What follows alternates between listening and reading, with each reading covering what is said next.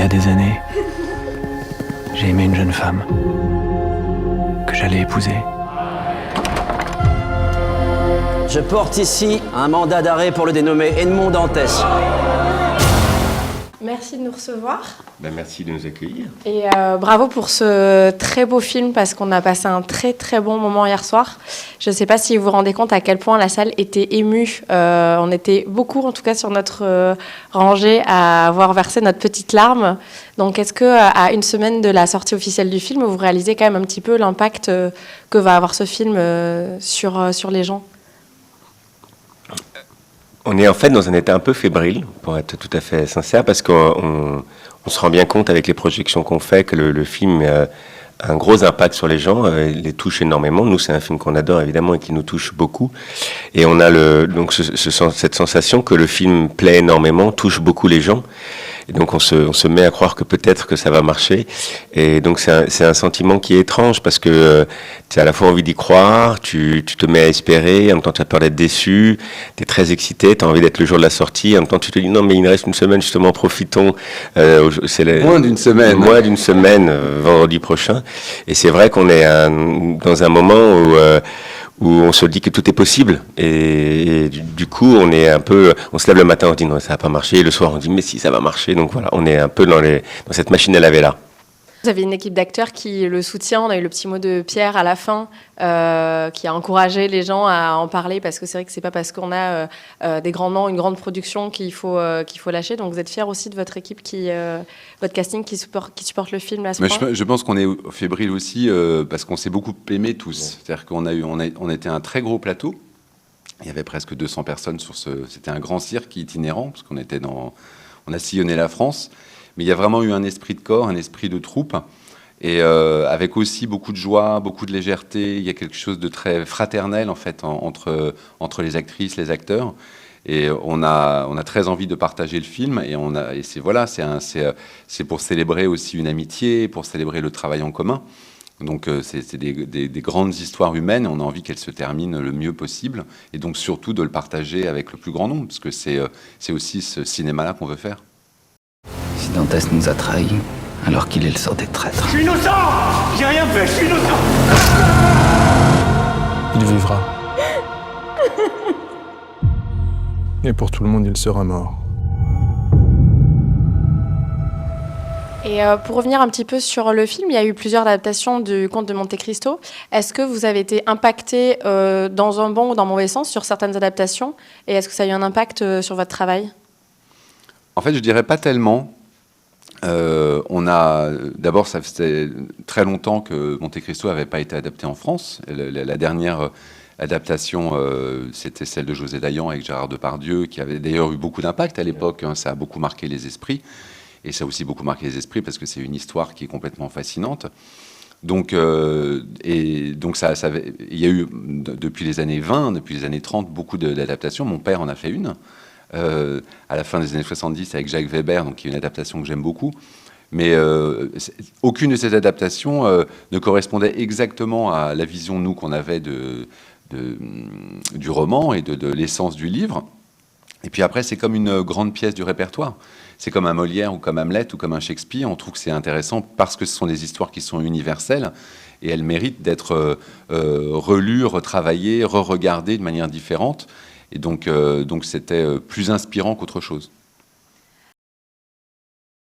On est sur un festival qui s'adresse surtout aux jeunes. Est-ce que vous auriez un conseil pour de jeunes réalisateurs qui voudraient aller sur de l'adaptation d'un roman? Est-ce que peut-être au niveau du choix, pour vous, c'était peut-être une évidence, Monte Cristo? Mais comment on se dit que c'est une évidence et qu'on va dans ce choix-là? En fait, on dit souvent avec Alexandre qu'on ne psychanalyse pas nos envies, on essaie de les suivre. Je crois que c'est toujours difficile de savoir pourquoi on fait les choses. On s'en rend compte plutôt a posteriori qu'au départ. On se rend compte avec le recul, ça fait quand même plusieurs films qu'on fait, on se rend compte qu'il y a des thèmes qui reviennent, des sujets qui nous intéressent. Mais au fond, on a toute notre vie, pendant tout notre parcours, essayé de suivre nos envies. On a fait des choses très différentes avec Alexandre. On a fait des films, des pièces de théâtre, des séries. Et je crois que le conseil que je donnerais à un metteur en scène, c'est de suivre ses envies. Parce que ça sert à rien d'essayer de savoir ce que le public veut voir. Ça sert à rien de se mettre dans la peau des autres. Il faut essayer de suivre son désir, son envie. Et avec un peu de chance, ce désir sera partagé par d'autres. Et je crois qu'on n'est jamais aussi intéressant pour les autres qu'en écoutant sa propre musique. Et c'est intéressant, quand on a fait le prénom, par exemple, avec Alexandre, il y a une dizaine d'années, on a écrit cette pièce vraiment pour nous. On avait l'impression de ne parler que de nos familles, que de nous. On avait donné des prénoms originaux à nos enfants. Alex a 3 filles, moi j'ai 3 garçons. Et on trouvait marrant la réaction des gens, parce qu'on avait donné des prénoms originaux, et on disait... Et au fond, tout ça nous a donné l'envie de faire cette pièce, mais on l'a vraiment fait pour nous. Et il se trouve que cette pièce, qui était peut-être la chose la plus personnelle qu'on avait jamais écrite, a été le plus gros succès qu'on ait jamais connu. Donc je crois qu'il faut pas essayer il faut pas trop réfléchir, en fait. Il faut vraiment faire ce qu'on sent. Et puis ça marche pas, mais au moins on saura pourquoi on l'a fait. Justement, vous avez parlé du prénom. Il y a un petit écho dans Monte Cristo sur une scène d'un dîner. Est-ce que c'était peut-être souhaité ou pas du tout ? Non, je dirais que c'était pas vraiment souhaité, mais par contre, quand on s'est retrouvé dans le dispositif en train de tourner cette séquence, ça nous a rappelé des souvenirs, puisque quand on avait tourné le prénom, on était resté enfermé dans le décor pendant 8 semaines avec nos acteurs pour faire ce dîner en temps réel. Et ce qui est génial dans Monte Cristo, c'est qu'il y a beaucoup de couleurs du cinéma différentes. Il y a de la romance, de la tragédie, de la vengeance, des duels, des naufrages, et aussi une forme de comédie humaine, donc des choses qui sont un peu cruelles. Et ça, c'est une vraie scène de suspense qui est uniquement basée sur la situation, les dialogues, les regards, les non-dits. Et on voit que les gens réagissent et rient d'ailleurs même beaucoup pendant la séquence, parce qu'elle est horrible en fait, mais elle est horriblement drôle. Parce qu'on parle d'une chose que je ne dirais pas, quelque chose enfermé dans une boîte. Et c'était intéressant pour nous de retrouver ce dispositif, qui est un dispositif de théâtre, effectivement, et qui rejoint complètement la thématique de Monte Cristo, qui lui-même met en scène et pour duper ses adversaires. Et alors, on parle de vengeance, évidemment, dans ce film. Est-ce qu'on a un petit plaisir coupable, justement, d'aller réaliser ou scénariser une vengeance avec, vraiment jusqu'au bout, avec tel moyen ? Est-ce qu'il y a une certaine satisfaction à le faire ? Je dirais que la satisfaction est double, c'est-à-dire qu'il y a... C'est aussi le parti pris d'adaptation qu'on a eu avec Alexandre, c'est de voir tout le film du point de vue d'Edmond Dantès. Donc ce qu'on a cherché à faire, c'est que le spectateur soit complètement accompagné avec lui, l'accompagne, le suive, que comme lui il tombe et qu'il ait comme lui envie de se venger.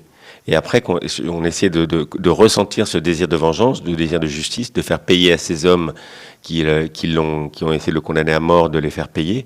Et donc c'était très important pour nous que chacun ressente ce désir de vengeance et que petit à petit, comme le personnage principal, soit gagné et soit dépassé par ce désir de vengeance. Donc c'était au cœur de notre écriture. Et après, il y a eu un plaisir, je dirais, de metteur en scène, d'avoir les moyens de faire un film.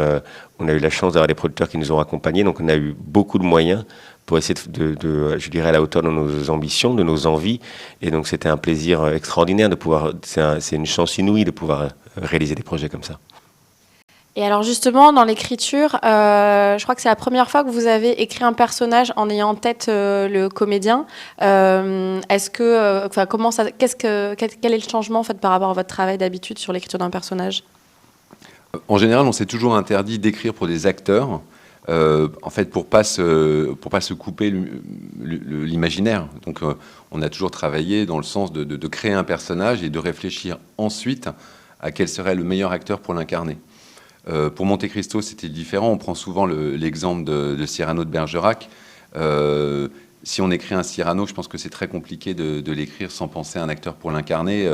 Et je pense que quand on fait un Batman, c'est la même chose. Je pense qu'on n'écrit pas exactement le même film. Donc on a décidé, nous, avec Mathieu, dès qu'on a su qu'on pourrait écrire Monte Cristo, de contacter Pierre et d'écrire pour lui, puisqu'il est monté dans notre navire immédiatement. Et c'était très important pour nous d'avoir son visage, sa voix, son corps en tête. Et on a énormément échangé avec lui dans toute l'écriture et la préparation. Et ça a été un partenaire de jeu primordial, en fait, de toute cette aventure.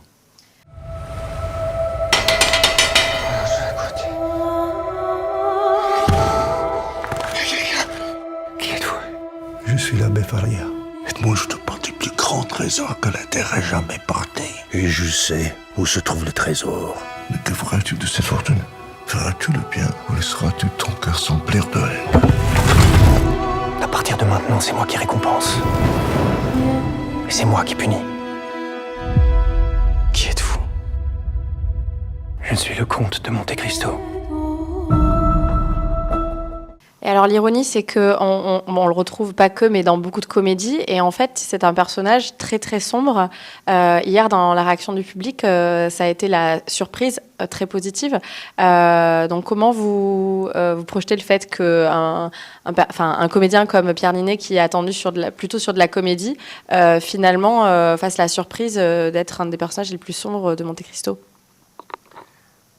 C'est-à-dire que je pense que Pierre est un immense acteur qui, dans sa carrière, a alterné les comédies, les films noirs, les films plutôt sombres, des drames. Après, souvent, ce qui se passe, c'est que c'est un peu comme nous. En général, les films qui marchent le mieux sont des comédies. Donc, c'est ça qu'on retient à l'arrivée. On connaît Pierre pour ses comédies, pour ce qu'il a fait à la télé, pour LOL, mais c'est un acteur de théâtre à la base. Il a joué tout le répertoire quasiment à la Comédie Française, et c'est un acteur qui est très très très très fort. Il est capable de tout jouer en fait. Et c'est vrai que c'est aussi pour ça qu'on a pensé à lui, parce qu'on s'est dit quelqu'un capable de jouer 20 ans, 30 ans, 40 ans, de jouer un innocent, un jeune marin, de jouer un homme brisé, un homme en prison, un homme cassé, un homme qui revient, qui est empli de haine et de colère, et en même temps qu'il soit machiavélique, capable de jouer, puisque c'est le principe de notre adaptation, plusieurs personnages. On s'est dit vraiment qu'il y a très peu d'acteurs capables de faire ce que fait Pierre. Je pense même qu'il n'y en a aucun. Et c'est pour ça qu'on a proposé le rôle à Pierre dès le début, parce que je pense que c'est un des plus grands acteurs français, et je pense qu'il va marquer son époque. Merci beaucoup à vous deux. On est à Biarritz. Je crois que vous êtes tous les deux sensibles à Biarritz.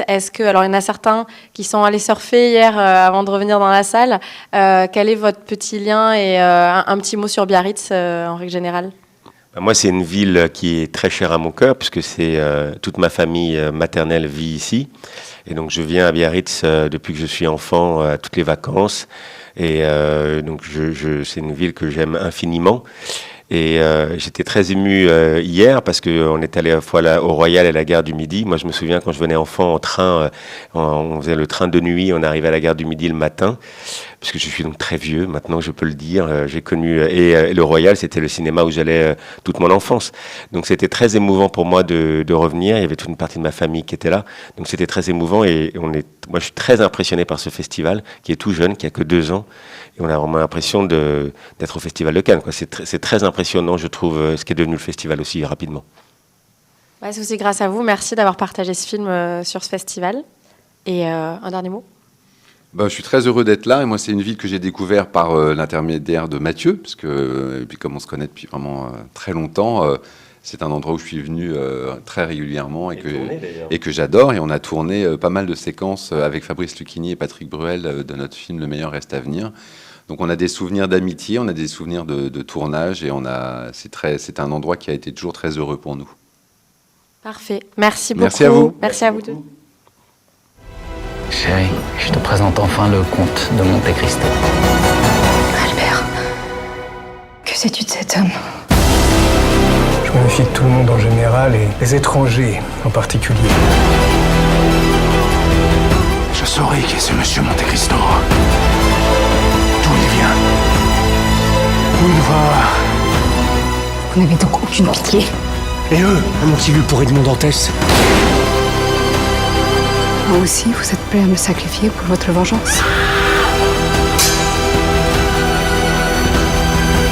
Ce n'est pas de la vengeance, c'est de la justice. Si je renonce à me faire justice, je renonce à la seule force qui me tient en vie.